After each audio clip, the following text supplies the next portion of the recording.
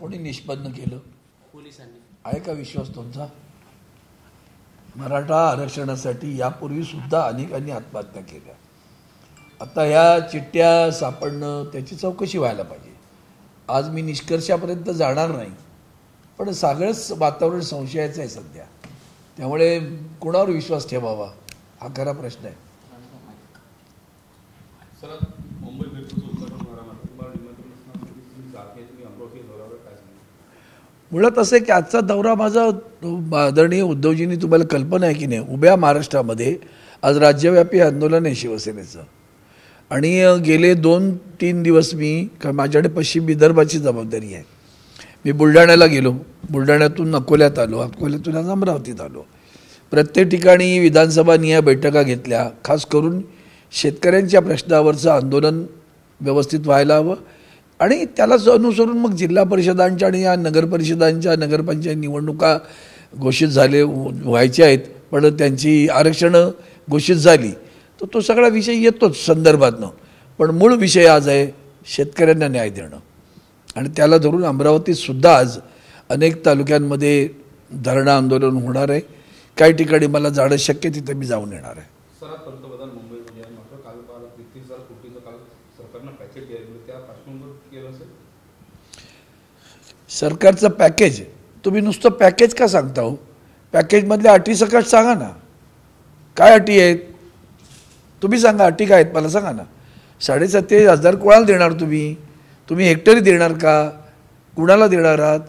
ह्या म्हणजे मुळात त्या फसव्या जशा लाडक्या बहिणी गेल्या आता फसून अर्ध्या, तसं हे फसवण्याचे प्रकार आहेत. मूळ मुद्दा काय आहे?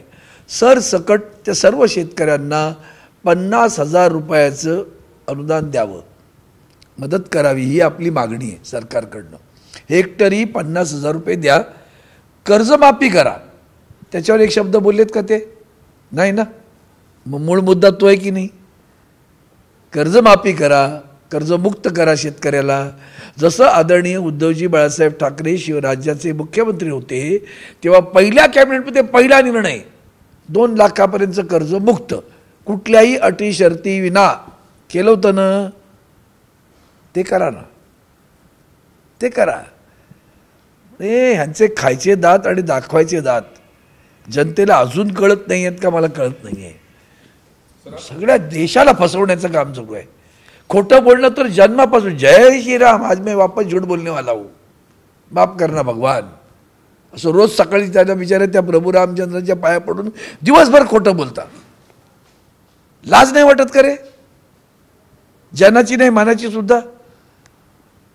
सुप्रीम कोर्टामध्ये महत्त्वाची सुनावणी आज किंवा उद्याला निकाल लागू शकतो, तुम्हाला काय वाटतं? खरं तर निकाल त्यांनी लावला वाटोळं करून. का इतके दिवस लागतो? मुळात लक्षात घ्या तुम्ही, का सगळ्या माध्यमांमधून आणि माध्यमांमधून ऐकणाऱ्या जनतेला सुद्धा इंग्रजीमध्ये एक म्हण आहे, justice delayed is justice denied. न्यायाला विलंब हा न्याय न देणं असा त्याचा अर्थ आहे. खरं तर संविधानाची तरतूद काय आहे बरं? माननीय राजीव गांधी, स्वर्गीय राजीव गांधी पंतप्रधान असताना पक्षांतरबंदी कायदा आणला, अँटी डिफेक्शन लॉ. काय म्हणतो पक्षांतरबंदी कायदा? की कुठल्याही आमदार, खासदार, लोकप्रतिनिधींनी ह्या पक्षातून त्या पक्षात, त्या आयराम गैरामचं प्रकरण सुरू होतं, रोज धंदा आहे. हे भारतीय जनता पार्टीचं दुकान आहे, ते त्यांनी दुकानच काढलं आयराम गैरांचं.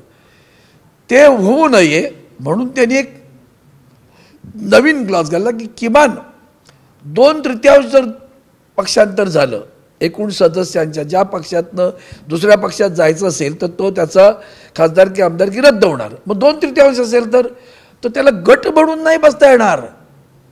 त्याला 2/3 जिवंत राहता येईल. तो कुठल्या तरी पक्षामध्ये त्यांनी समाविष्ट व्हायला पाहिजे, मर्ज व्हायला पाहिजे. दोन्ही गोष्टी घोटी काढल्या का हो? नाही ना. मग या सगळ्या गोष्टी, पक्षांतराचा पहिला प्रश्न येतो. जेव्हा ज्यांनी पक्षांतर केलं, सुरत, गुवाहाटी, गोवा, त्यांचं सदस्यत्व पहिल्यांदा रद्द व्हायला हवं होतं. ते कालबद्ध व्हायला हवं. 2.5 वर्षाचं व्हाई साधारणपणे. ते गेल्यानंतर 2.5 वर्षाचं सरकार राहिलो. 2.5 वर्षाच्या कालावधी तुम्ही निर्णय देत नाही. मग त्या संविधानाची धज्जी आम्ही उडवतो का तुम्ही उडवता? न्यायव्यवस्था ना तुम्ही, न्यायालय तुम्ही. ते चंद्रचूडांनी तर आगच लावून टाकली. किती वेळा 30 कविता बोलू मी. न्याय दिला नाही त्यांनी. सगळे पळतायत एक एक एक एक अंगावर राहतं. तुम्ही संविधानाची धज्जी उडवता रे. त्या संविधानामधली तरतूद आहे ना पक्षांतर बंदी कायदा. का त्यांचे सदस्यत्व रद्द झालं नाही हा पहिला प्रश्न. तो नाही झालंच. आता तुम्ही अकॅडमिक जरी उद्या म्हणालात ते गैर होतं ते रद्द. अहो त्या चंद्रचूडांनी त्या राज्यपाल कोश्यारींवर भयानक ताशेरे सोड. त्यांनी घेतलेलं प्रत्येक पाऊल असंविधानिक असं म्हणाले. आणि मग सरकार कसं संविधानिक ते नाही उत्तर. जर माणूस असंविधानिक वागतोय त्याची शपथ संविधानिक कशी काय. म्हणून हे सगळं बाजूला सारलं. त्याच्यात दुसरं ते निवडणूक आयुक्त द ग्रेट गुलाम ते आणखीन बादशाह त्यांनी तर ते आम्हाला सगळं विचारल्यानंतर म्हणजे तुमचं सदस्यत्व किती आम्ही सगळं पाठवून दिलं. मग म्हणाले तुमची क्रियाशील सदस्यत्वांची नावं द्या. दिली नाही म्हणे ॲफिडेव्हिट द्या. मग म्हणे आम्ही जो प्रोफॉर्मा देऊ त्या पद्धतीनं द्या. प्रत्येक गोष्ट आम्ही पूर्ण केल्यानंतर प्रत्येक ठिकाणी आमचा आकडा हा त्यांच्यापेक्षा प्रचंड मोठा होता. तरी तुम्ही आमच्या पक्षाचं नाव आणि चिन्ह देता. कोणी दिलं तुम्हाला अधिकार. देशामध्ये इतक्या वेळा पक्ष फुटले. कुठल्या पक्षाचं नाव दिलं गेलं रे का चिन्ह दिलं गेलं. काँग्रेस पक्षाचं तर असंख्य उदाहरणं आहेत. मग त्यांचं दिलं का. इंदिरा काँग्रेस आली, मस्का काँग्रेस आली, टस्का काँग्रेस आली. नाही ना. चिन्ह गोठवलं गेलं, नाव पण दिलं गेलं नाही. तुम्हाला ही सगळी उदाहरणं असताना ते राबिया केसमध्ये असंच घडलं होतं ना पक्षांतरमध्ये. तेव्हाचे न्यायाधीश होते त्यांनी ते आणून पुन्हा सरकार बसवलं. कल्पना आहे तुम्हाला. अशा पक्षांतर केलेल्या लोकांना काढून टाकलं आणि पुन्हा सरकार बसवलं होतं. चंदीगडचं उदाहरण तुमच्या अख्ख्या देशासमोर विसरता का. ते निवडणूक अधिकारी हाताने त्यांच्या मतपत्रिका खोडत होते. मग तुम्ही जेव्हा नसता तेव्हा निवडणूक अधिकारी तिथे बसलेला अधिकारी काय करतो. बटणं दाबतो की नाही दाबत कोण बघतंय. सगळी दादागिरी चालली आहे, हुकुमशाही चाललेली आहे. आणि बाहेर कुठे हुकुमशाही बाहेर बोलतात. अरे काय बाहेर बोलतात. डिजिटली झालं जग आलं कुठे छोटं झालं. आता इथं टाचणीपट्टीचा जगात आवाज येतो आता. कळलं का. आणि म्हणून तुम्ही हे संबंध लोकशाहीचं मारक काम करताय. निदान आता तरी सर्वोच्च न्यायालयानं आमची तुमच्याकडे जी प्रलंबित आमचा जो खटला तुमच्यासमोर पडलेला आहे त्याला न्याय द्यावा ही अपेक्षा आहे. न्याय दार उघड बाई दार उघड असं म्हणालो काल मी. आज पुन्हा तेच म्हणतो. नाव सूर्यकांत आहे. सूर्याचा प्रकाश जरा तरी पडू द्या. दाखवा की आहे आजही आशेचा झरोका तुमच्या खिडकीतून येईल बरं असं तरी दाखवा. आणि तो आम्हाला फेवर नको. संविधानातील तरतुदीनुसार हवा आहे, नियमानुसार हवा आहे, कायद्यानुसार हवा आहे. हक्क आहे आमचा तो. न्याय हक्क मिळावा आम्हाला ही अपेक्षा आहे. निदान आता तरी ते जस्टिस डिनायड जे होतंय ते होऊ नये असं मला अपेक्षा आहे.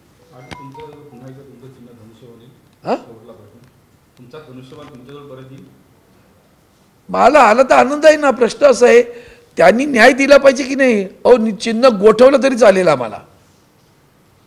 खरं तर चिन्ह तेव्हाच गोठवायला पाहिजे होतं जर तुम्हाला द्यायचं होतं. पण नाव आणि चिन्ह दोन्ही कसं देऊ शकता.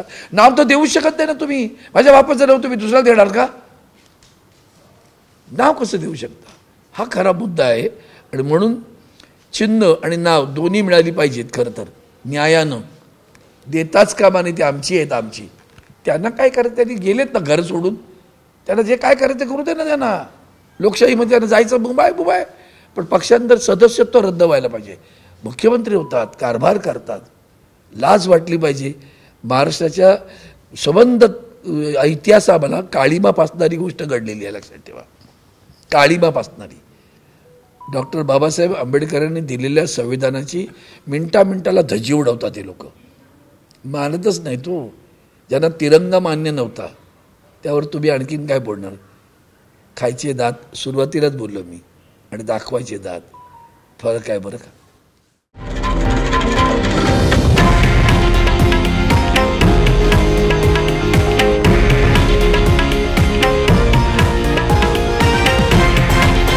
हे आहे देशातील नंबर 1 न्यूज नेटवर्क आणि आपण पाहत आहात TV9 मराठी, एकमेव.